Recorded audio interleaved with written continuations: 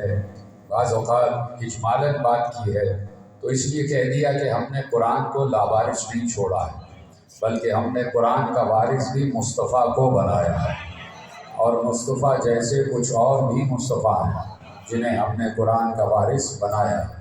اس لیے تم ان مصطفیٰ بندوں کے قریب بھی ہو جاؤ، تلاش کرو اور قریب ہو جاؤ، اور قریب ہو جاؤ۔ جب قریب ہو جاؤ گے تو تمہیں تفہیم قرآن مشکل نظر نہیں آئے گی، بلکہ بہت واضح الفاظ میں قرآن تمہیں کہیں محمد محمد کہتا ہوا دکھائی دے گا، کہیں علی علی کرتا ہوا دکھائی دے گا، کہیں نام زہرا نظر آ جائے گا، کہیں نام حسن نظر آ جائے گا، کہیں ذکر حسین نظر آ جائے گا۔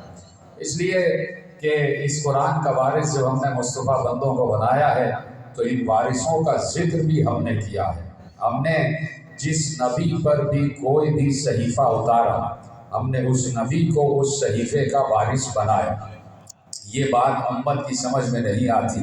آدم پر جو صحیفے اترے اس کا وارث کسی اور کو نہیں بلکہ آدم ہی کو بنایا۔ نوح پر جو صحیفے اترے ان صحیفوں کی وارث قوم نوح نہیں تھی، ان صحیفوں کی وارث قوم نوح نہیں تھی، ان صحیفوں کی وارث نہ قوم نوح تھی نہ ازواج نوح تھی، نہ نوح کی قوم تھی نہ نوح کی بیویاں تھیں۔ جو صحیفے ابراہیم پر اترے ان صحیفوں کا وارث بھی ابراہیم ہی تھا۔ جو صحیفے موسیٰ پر اترے تو موسیٰ پر جو تورات اتری تو وارث موسیٰ ہی تھے۔ عیسیٰ پر جو انجیل اتری تو وارث عیسیٰ ہی تھے۔ تو جب آدم سے لے کے عیسیٰ تک اللہ کی فطرت نہیں بدل رہی کہ جس نبی پر ہم کوئی کتاب اتارتے ہیں اس کا وارث بھی اس نبی کو بناتے ہیں، تو یہ کیسے ہو سکتا ہے کہ مصطفیٰ پر جو کتاب اتر رہی ہے اس کا وارث امت کو بنا دیا جائے؟ اس کتاب کا وارث امت کو کیسے بنایا جا سکتا ہے؟ اس لیے کہ فطرت خدا میں کبھی تبدیلی نہیں ہوتی، فطرت خدا کبھی بدلتی نہیں ہے۔ بہت مختصر گفتگو ہے، کافی تاخیر ہو گئی ہے، لہٰذا چاہتا ہوں تیزی سے اپنے موضوع کی طرف بڑھتا چلا جاؤں۔ اس لیے میں عرض کر رہا ہوں کہ قرآن نے غور و فکر کی دعوت دی ہے۔ اب قرآن نے جب غور و فکر کی دعوت دی ہے تو قرآن کے ایک ایک حرف میں کئی کئی معنی ہیں، قرآن کے ایک ایک قصے میں کئی کئی پیغامات ہیں، قرآن کے ایک ایک لفظ میں کئی کئی اشارے ہیں۔ یہ نہیں ہے کہ ایک قصہ ہے تو اس کا مطلب بھی ایک ہی ہے، اگر ایک جملہ ہے تو اس کا مطلب بھی ایک ہی ہے۔ اشاروں کو سمجھتے جاؤ، اور اشاروں کو سمجھنے کے لیے عقل کا ہونا بہت ضروری ہے۔ اس لیے کہ کہہ دیا کہ عقل مند را اشارہ کافی، عقل مند کے لیے اشارہ کافی ہے۔ تو میرے عزیزو، اللہ نے آدم سے لے کر کے خاتم تک ہر نبی کو معجزات عطا کیے۔ آدم کے پاس بھی معجزہ ہے، نوح کے پاس بھی معجزہ ہے، ابراہیم کے پاس بھی معجزہ ہے، موسیٰ کے پاس بھی معجزات ہیں، عیسیٰ کے پاس بھی معجزات ہیں، اور یہ سارے کے سارے معجزات کسی نبی کے پاس نہ ہوتے اگر مصطفیٰ نہ ہوتے۔ مصطفیٰ کی ذات سے معجزات نکلے تو آدم تک پہنچے، نوح تک پہنچے، ابراہیم تک پہنچے، موسیٰ تک پہنچے، عیسیٰ تک پہنچے، اور یہ سارے معجزات سمٹ کے ذات مصطفیٰ میں آ گئے۔ تو آدم کا علم بھی ذات مصطفیٰ میں ہے، نوح کی نجابت بھی ذات مصطفیٰ میں ہے، ابراہیم کی خلت بھی ذات مصطفیٰ میں ہے، موسیٰ کی ہیبت بھی ذات مصطفیٰ میں ہے، عیسیٰ کا زہد بھی ذات مصطفیٰ میں ہے۔ وہ الگ بات ہے کہ ذات مصطفیٰ نے یہ نہیں کہا کہ جو آدم کو دیکھنا چاہے وہ مجھے دیکھے، جو نوح کو دیکھنا چاہے وہ مجھے دیکھے۔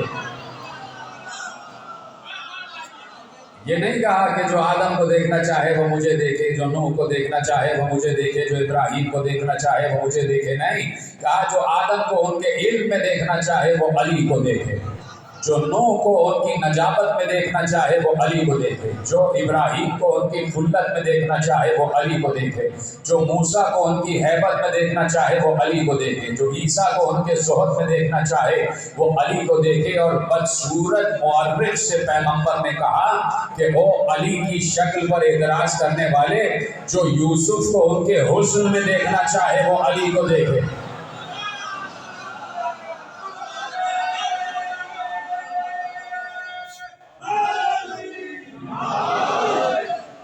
जो यूसुफ को उनके हुस्न में देखना चाहे वो अली को देखे। तो अब ये मौजज़ात जो अंबिया तक पहुँचे वो अंबिया से मुस्तफ़ा तक आए और मुस्तफ़ा से अली तक आए। अली भी मौजज़ात रखते हैं। अली ने नमाज जनाजा पढ़ाई, जिंदा को मुर्दा कर दिया। अली बैठे बैठे मदाइन पहुँच गए, सलमान फारसी के सराहने पहुँच गए। अली चाहें तो मुर्दे को जिंदा कर दे, अली चाहें तो मदीने से बैठे बैठे खैबर पहुँच जाए। फिर उसके बाद ये मौजज़ात आगे बढ़ते हैं तो हसन मुश्तबा तक वो मौजज़ात आ गए। हसन मुश्तबा अपने दौर के हुज्जत हैं, जैसे आदम हुज्जत, जैसे नूह हुज्जत, जैसे इब्राहीम, जैसे मूसा और ईसा और मुस्तफ़ा हुज्जत, वैसे ही अली अपने दौर के हुज्जत। अली के बाद हसन मुश्तबा हुज्जत। हसन मुश्तबा हुज्जत हैं तो हसन मुश्तबा के पास भी मौजज़ात हैं और इख्तियार है। और इख्तियार ये है कि कौन का भी इख्तियार है। हसन मुश्तबा किसी गुस्ताख को कह दें कि ए औरत तुम मर्दों के मजमे में कहाँ से आ गई,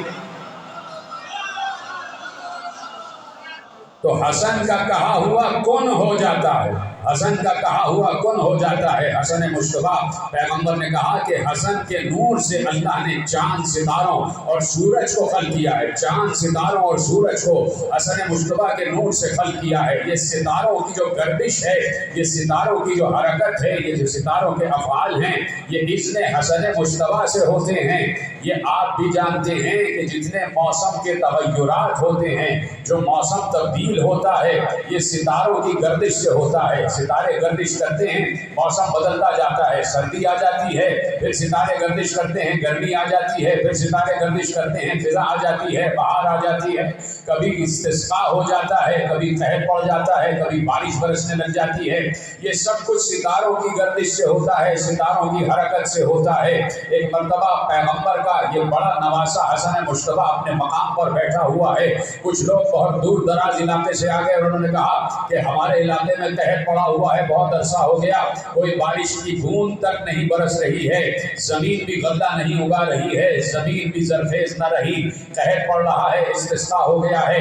हमने बचपन में आपको रसूल के दोष पर देखा है, रसूल ने भी दुआ की थी तो आपको कांधे पर बिठा कर दुआ की थी। अब चाहते हैं कि आप भी दुआ करें तो कोई ना कोई हमारे मसले का हल निकल आए और कहत सारी खत्म हो जाए। एक मरतबा इमाम हसन मुश्तबा कहते हैं कि ये बताओ कौन सी बारिश चाहते हो, क्या बर्फ वाली बारिश चाहते हो, क्या पानी वाली बारिश चाहते हो, क्या आसमानों से मोतियों वाली बारिश चाहते हो। जिनको यकीन है वो तो मेरे साथ बात करें। क्या बर्फ वाली बारिश चाहते हो, क्या पानी वाली बारिश चाहते हो, क्या आसमानों से मोतियों वाली बारिश चाहते हो। सब हैरानी के आलम में हसन मुश्तबा को देख रहे थे कि एक मरतबा हसन मुश्तबा ने अपना हाथ उठाया, का इतना हाथ बढ़ा, इतना हाथ बढ़ा कि हसन मुश्तबा ने एक सितारे को इधर रखा, एक सितारे को उधर रखा। कभी पानी की बारिश हो रही थी, कभी मोतियों की बारिश हो रही थी। हर इमाम हुज्जत है और हर इमाम अपने अंदर इख्तियार रखता है। अल्लाह की तरफ से इख्तियार है, अल्लाह की तरफ से इक़्तिदार है, अल्लाह की तरफ से मौजज़ात लेकर आता है। मौजज़ा जब भी अता होता है अल्लाह की तरफ से होता है। कोई कस्ब नहीं कर सकता, कोई अपनी तरफ से कश्ती मौजज़ात नहीं ला सकता, कोई अपनी तरफ से विलायत की मंजिल पर नहीं आ सकता। अल्लाह ही विलायत देता है और अल्लाह ही करामात अता करता है और अल्लाह देखभाल के करामात अता करता है। हर कसो नाकस को करामात देता भी नहीं है, हर गैरे को करामात देता भी नहीं है। अल्लाह जिसे करामात देता है उसे वली कहता है, उसे विलायत का साहिब विलायत कहता है। हसन मुश्तबा से ये तमाम इख्तियार आगे बढ़े तो हुसैन इब्ने अली तक आ गए। हुसैन इब्ने अली का वो इख्तियार है कि जिस फरिश्ते से बालों पर अल्लाह छीन ले, जीते रहे सलामत रहें। अब देखिए मौजू पर आने वाला हूँ, जिस फरिश्ते से अल्लाह बालों पर छीन ले, तो हुसैन ने अपना इख्तियार दिखाया। बल्कि हुसैन ने अपना इख्तियार तो दिखाया ही नहीं, हुसैन ने कहा मेरा इख्तियार तो बहुत बुलंद है, मेरे झूले का इख्तियार देख लो, मेरे झूले का इख्तियार देख लो। तो हर हुज्जत अपने अंदर इख्तियार हो, इक़्तिदार, हर हुज्जत अपने अंदर तसर्रुफ, करामत, اور معجزات باہرات رکھتا ہے. جو معجزہ رکھتا ہے اسے حجت کہا جاتا ہے, جو معجزہ رکھتا ہے اسے ولی کہا جاتا ہے. یہ جملہ بہت کام آئے گا, اس لیے کہ ابھی میرے ذہن میں کوئی بات آئی ہے, آگے جا کے یہ جملہ بہت کام آئے گا کہ کرامت جو رکھتا ہے وہ ولی ہوتا ہے, جو معجزات رکھتا ہے اسے ولی کہتے ہیں. حسین تک یہ معجزات آ گئے, حسین اس دنیا سے گئے تو یہ معجزات زین العابدین تک منتقل ہو گئے. زین العابدین تک منتقل ہوئے تو زین العابدین کے پاس ایک شخص آ گیا, ہر سال آتا ہے زین العابدین کی زیارت کے لیے آتا ہے اور لاتا ہے کچھ نہ کچھ تحائف لاتا ہے, ہر سال کچھ نہ کچھ نظر لے کے آتا ہے, ہر سال کچھ نہ کچھ ہدایہ لے کے آتا ہے. ایک سال جانے لگا تو بیوی نے کہا ہر سال تم ہی لے کے جاتے ہو, کبھی امام نے تمہیں کچھ نہیں دیا, کبھی امام نے تمہیں کچھ نہیں دیا. اس نے کہا کہ او بدبخت چپ ہو جا, تیرے ان جملوں کی امام کو خبر ہو جائے گی. کیا سن رہے ہیں آپ؟ کہا چپ ہو جاؤ, تمہارے ان جملوں کی ان کو خبر ہو جائے گی. تحفے اور نذرات لے کر چلا, پہنچا امام کی خدمت میں پہنچا, امام نے دسترخوان بچھوایا, اس کو بٹھایا, کھانا کھا چکے تو امام نے ہاتھ دھلوانے کے لیے آگے بڑھے. امام کے ہاتھ پر پانی پڑ رہا تھا اور پانی لوٹے میں گر رہا تھا, پانی ظرف میں گر رہا تھا. امام نے اس شخص سے کہا دیکھو کیا گر رہا ہے؟ اس نے کہا پانی گر رہا ہے. کہا نہیں ذرا غور سے دیکھو. اب جو غور سے دیکھا تو لال و جواہر گر رہے تھے. امام کے ہاتھوں سے پانی کے قطرے نہیں لال و جواہر گر رہے تھے. امام نے کہا یہ اٹھا کے لے جاؤ اور اپنی بیوی کو دے دینا, لے جاؤ اور اپنی بیوی کو دے دینا. اس نے کہا میں شرمندہ ہوں, مجھے پتا ہے کہ آپ تک ہر جملہ پہنچ جاتا ہے, جہاں پر بھی کوئی بات ہوتی ہے آپ کے علم میں وہ بات آ جاتی ہے. گیا اپنی بیوی کے پاس گیا, کہا امام نے تمہارے لیے لال و جواہر بھیجے ہیں اور میں کہہ رہا تھا نا کہ تمہارے جملوں کی خبر میرے امام کو ہو جائے گی. وہ شرمندہ ہوئی. اس نے کہا اب جانا تو مجھے لے کر جانا, اب جانا تو مجھے لے کر جانا. چلا, بیوی بھی ساتھ ہے. کچھ دور رہ گیا تھا مدینے سے کہ بیوی بیمار ہوئی اور بیوی کا انتقال ہو گیا. بیوی کو وہیں چھوڑا. امام کی زیارت اولیت رکھتی تھی, بیوی کی میت کو وہیں چھوڑا. کہا پہلے امام کی زیارت کر لوں پھر میت کو دفناؤں گا. پہنچا, امام نے کہا چہرے پر اس میں ہلال کیوں ہے, افسردہ کیوں ہو رہا ہے؟ کہا راستے میں آ رہا تھا, میری بیوی کا انتقال ہو گیا. کہا گھر جاؤ, جہاں پر بیوی کو چھوڑ کر آئے تھے جاؤ, وہ بیٹھی تمہارا انتظار کر رہی ہے. ہائے ہائے ہائے, سلامت رہیں. وہ بیٹھی تمہارا انتظار کر رہی ہے. وہ وہاں پہنچا, اس نے دیکھا, خوش ہو گیا. ایک بار کہا چلو امام کی زیارت کے لیے. بیوی آئی, جیسے ہی امام کے چہرے پر نگاہ پڑی ایک بار تھر تھرا کر کہتی ہے میری روح عالم بالا کی طرف جا رہی تھی, خدا کی قسم یہی آئے اور انہوں نے ملک الموت سے کہا تھا کہ اس کی روح کو واپس اس کے جسم میں داخل کر دو. تو ہر امام اپنے اپنے اندر معجزات اور اختیارات رکھتا ہے. یہی معجزات اور اختیارات محمد باقر تک آئے. محمد باقر بیٹھے ہوئے ہیں, کسی نے آگے کہا کہ مجھے یہ بتائیے کہ اللہ نے ابراہیم کو ملکوت کیسے دکھایا؟ کذالک نری ابراہیم ملکوت السماوات والارض. اللہ نے ابراہیم کو ملکوت کیسے دکھایا؟ وہ بیٹھا ہوا ہے سامنے, گردن جھکا کر بیٹھا ہوا ہے. امام نے اپنا اختیار استعمال کیا. ابراہیم کو ملکوت کیسے دکھایا؟ وہ تفصیل میں جانے کی ضرورت نہیں ہے کہ ابراہیم نے کیسے مردوں کو زندہ کیا تھا. کہ جو 4 پرندے ابراہیم نے اللہ کے حکم سے جمع کیے اور ان کے قیمہ بنا کر مختلف پہاڑیوں پر رکھے اور ایک ایک پرندے کو بلاتے گئے اور وہ پرندہ زندہ ہوتا چلا گیا. تب اللہ نے کہا کذالک نری ابراہیم ملکوت السماوات والارض, ہم نے ایسے دکھایا ابراہیم کو آسمان و زمین کا ملکوت. تو اس نے پوچھا کہ میں پوچھنا چاہتا ہوں, کہ امام سے پوچھ رہا ہے کہ میں پوچھنا چاہتا ہوں کہ ابراہیم کو کیسے دکھایا, کیسے دکھایا؟ دکھایا ابراہیم کو, پوچھ رہا ہے محمد باقر سے. دکھایا ابراہیم کو, پوچھ رہا ہے امام حجت سے. دکھایا ابراہیم کو, پوچھ رہا ہے فخر ابراہیم سے. تو ابراہیم کو کتنی تگ و دو کرنی پڑی ہوگی ملکوت تک جانے کے لیے, وہ الگ بات ہے, لیکن یہ فخر ابراہیم ہے. یہ ہر نبی کا اختیار لیے ہوئے بیٹھے ہیں. جیسے ہی پوچھا کیسے دکھایا تو امام نے کہا گردن اٹھا.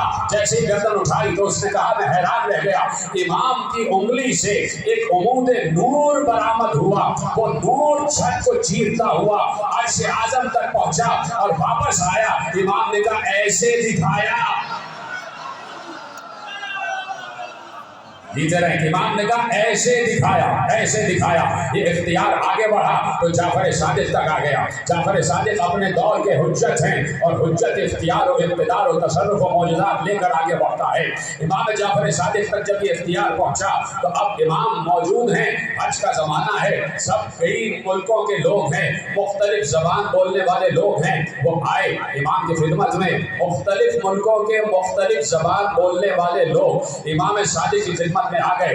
امام نے خطبہ ارشاد فرمایا، سب نے سنا، سب نے خطبہ سنا۔ باہر نکل کر آپس میں کہنے لگے، امام نے ہندی زبان میں خطبہ دیا تھا، کوئی کہنے لگا فارسی زبان میں خطبہ دیا تھا، کوئی کہنے لگا عربی زبان میں خطبہ دیا تھا، کسی نے کہا نہیں حبشی زبان میں خطبہ دیا تھا۔ آپس میں ایک دوسرے سے محض مناظرہ ہو گئے، ایک دوسرے سے حجت کرنے لگے۔ تو کہا چلو امام سے خود جا کر پوچھ لیتے ہیں کس زبان میں خطبہ دیا۔ امام نے کہا میں حجت ہوں، حجت، خطبہ میں اپنی زبان میں دے رہا تھا، تم سب اپنی زبان میں سن رہے تھے۔